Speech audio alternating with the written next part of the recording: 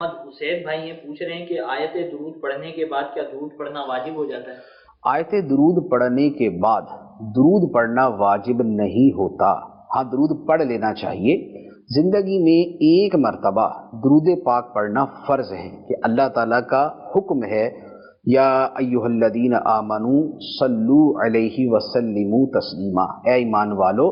نبی پر درود پڑھو اور سلام پڑھو۔ تو زندگی میں ایک مرتبہ درود پاک پڑھنا یہ فرض ہے، اور اس کے علاوہ جب نبی پاک صلی اللہ علیہ وآلہ وسلم کا نام مبارک لیا جائے تو مجلس میں ایک مرتبہ درود پاک پڑھنا واجب ہوتا ہے، اور ایک مرتبہ کے بعد اب 100 مرتبہ بھی اگر نام مبارک دیا گیا تو اب درود پڑھنا واجب نہیں رہے گا بلکہ مستحب ہوگا، اور پڑھنا چاہیے کہ نہ پڑھنے کے اوپر بخل کی وعیدیں ہیں اور وہ ایک مذموم کام ہے۔